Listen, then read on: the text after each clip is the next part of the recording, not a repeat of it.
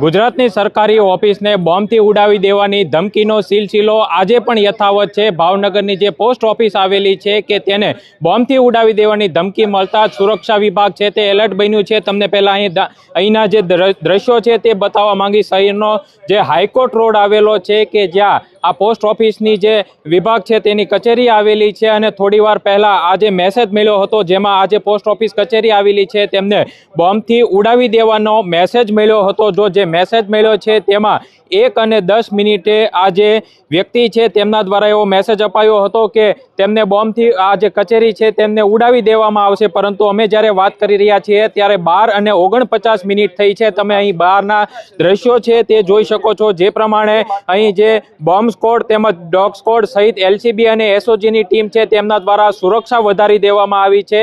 શહેરનો જે high court road ઉપર આવેલો વિસ્તાર છે કે જ્યાં કેન્દ્રીય પાસપોર્ટ ઓફિસની કચેરી પણ આવેલી છે તેમજ અહીં જે પોસ્ટ વિભાગ છે તેની પણ કચેરી આવેલી છે। આ સાથે જે મુખ્ય ન્યાયાલય છે ભાવનગરનું તે પણ આ જ રોડ ઉપર આવેલું છે। જો કે પોલીસ દ્વારા બંને વિભાગ જે રોડ આવેલા છે તેમને કોર્ડન કરી દેવામાં આવ્યા છે અને સુરક્ષાના ભાગરૂપે આ જે કચેરી છે તે ખાલી કરી દેવામાં આવી છે। જો કે 10 દિવસની અંદર આ પ્રકારે બીજો મેસેજ મળ્યો છે જેમાં ભાવનગરની પોસ્ટ ઓફિસને બોમ્બથી ઉડાવી દેવાની ધમકી મળી છે। જો કે કોના દ્વારા આ મેસેજ કરવામાં આવ્યો છે તે અંગે સાયબર વિભાગ છે તેમના દ્વારા તપાસ શરૂ કરવામાં આવી છે।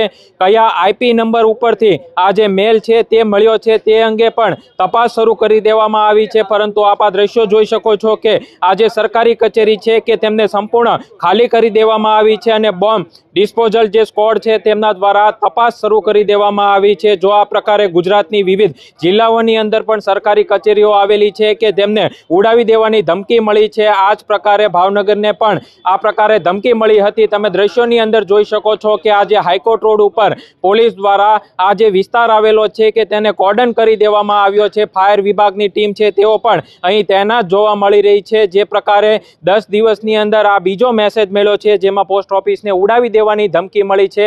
જો કે આજે સાયબરની અંદર પણ તપાસ ચાલી રહી છે કે જે મેલ કરનાર વ્યક્તિ છે તે ગુજરાતનો છે અથવા તો કોઈ અન્ય રાજ્યની અંદર છે તે તપાસનો વિષય છે। પરંતુ જે પ્રમાણે સરકારી કચેરીને બોમ્બથી ઉડાવી દેવાની ધમકી મળે છે ત્યારબાદ સરકારી કામકાજ પણ ખોરવાઈ જતા હોય છે, જેના કારણે લોકોએ પણ મુશ્કેલી ભોગવવાનો વારો આવે છે। કારણ કે અવારનવાર આ પ્રમાણે મેસેજ મળે છે ત્યારે પોલીસ છે તે ચોક્કસથી સુરક્ષાના ભાગરૂપે કોર્ડન કરી દેતી હોય છે, પરંતુ આ જે વ્યક્તિ છે તેમના દ્વારા જે મેલ મોકલવામાં આવ્યો છે તેમને પકડી પાડવાની જરૂર છે, જેના કારણે આ પ્રકારનો ભય ફેલાઈ રહ્યો છે તેના પર કડક કાર્યવાહી કરવાની જરૂર છે। જો ગુજરાતની અંદર આ પ્રકારે મેસેજ મળી રહ્યા છે તો મેસેજ મોકલનાર વ્યક્તિ કોણ છે તેને ઝડપથી પકડી પાડવો જોઈએ। ગઈકાલે પણ અમરેલી જિલ્લામાં આ પ્રકારે મેસેજ મળ્યો હતો જેમાં પણ જેના સુરક્ષાના ભાગરૂપે પોલીસ દ્વારા કાર્યવાહી કરવામાં આવી હતી, પરંતુ આ પ્રમાણે મેલ મળે છે ત્યારબાદ પોલીસ છે તે ચોક્કસથી કાર્યવાહી કરે છે, પરંતુ મેલ મોકલનાર વ્યક્તિ કોણ છે તેની પણ તપાસ થવી જોઈએ।